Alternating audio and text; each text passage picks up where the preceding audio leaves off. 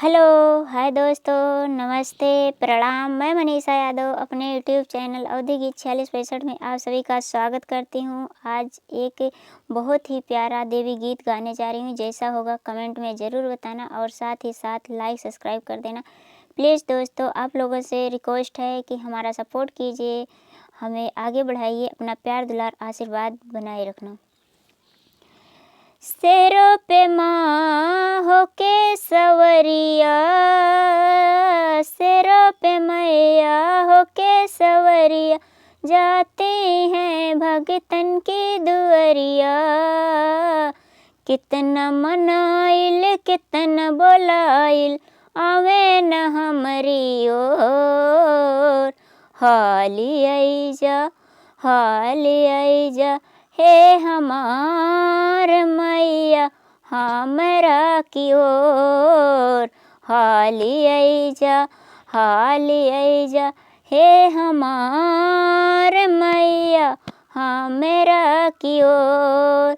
शेरों पे माँ होके सवरिया, शेरों पे माँ होके सवरिया, जाते हैं भगतन की दुआरिया।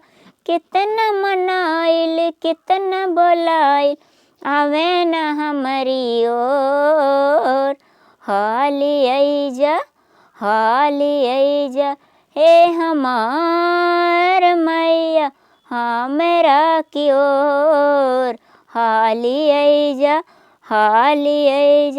हे हमार मैया हमरा की ओर।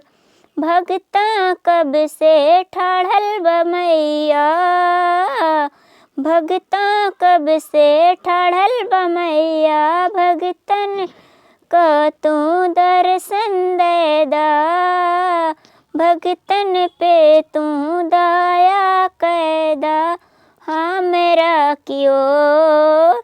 हाली आइजा, हे हमार मैया हमरा की ओर। हाली आइजा, हे हमार मैया हमरा की ओर। शेरों पे मैया होके सवरिया, जाती हैं भगतन की दुआरिया। कितना मनाइल कितना बोलाइल, आवे न हमरी ओर। हाली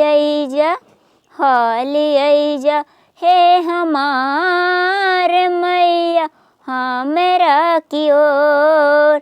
हाली आइजा,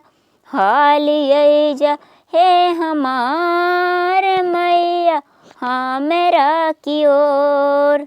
जय माता जी। जैसा होगा दोस्तों कमेंट में ज़रूर बताना और साथ ही साथ लाइक सब्सक्राइब कर देना।